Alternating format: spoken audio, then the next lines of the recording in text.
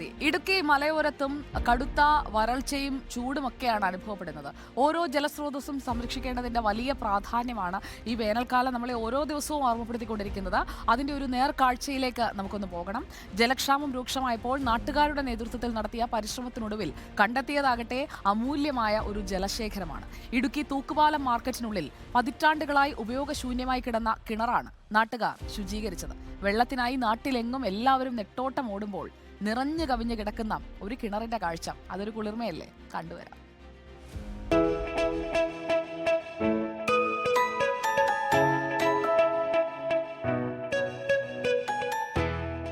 ഇതായിരുന്നു കിണറിന്റെ അവസ്ഥ.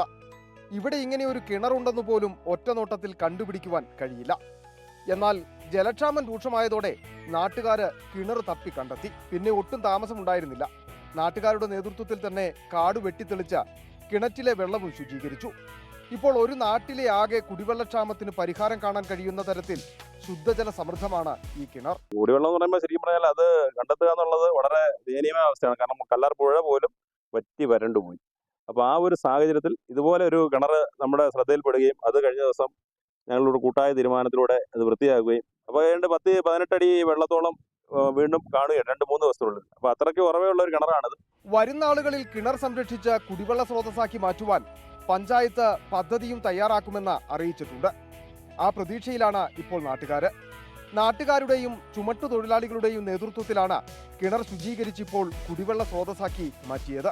തൊഴിലാളികൾ INTUCയുടെയും CITUവിൻ്റെയും തൊഴിലാളികൾ സംഘടിക്കുകയും പഴയ, അതായത് ദീർഘകാലമായി മോശപ്പെട്ടു പോയ ഈ കുടിവെള്ള പദ്ധതി കണ്ടെത്തുകയും ഞങ്ങൾ തൊഴിലാളികൾ കൂടി ഒപ്പം നമ്മുടെ ജലസ്രോതസ് കണ്ടെത്തുകയും നമ്മുടെ പഴയ അടഞ്ഞുപോയ ഒരു സംവിധാനം നിലവിൽ തുറന്ന് നമുക്ക് എടുക്കുവാൻ വേണ്ടി ഓലിയിൽ തേകുകയും ദീർഘകാലം ഒരു 18 അടിയോളം വെള്ളം ഇവിടെ നിലവിൽ ഇപ്പം നിലനിൽക്കുന്നുണ്ട്. ഈ കുളത്തിൽ മതിയായ ആൾക്കാർക്ക് ഇവിടെ വെള്ളം കൊടുക്കാനുള്ള സൗകര്യമുണ്ട്. ഇത് നമുക്ക് മാതൃകയായിട്ട് നമ്മുടെ പ്രദേശത്ത് വെള്ളത്തിന് വേണ്ടിയായ അനുയോജ്യമായ നടപടി സ്വീകരിക്കാൻ പഞ്ചായത്ത് തയ്യാറാണെന്ന് മാത്രമേ അപേക്ഷിച്ചുള്ളൂ.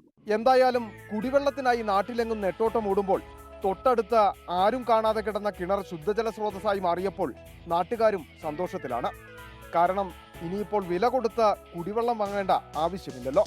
Reporter Sandeep Rajakkad, in reporter, Idukki.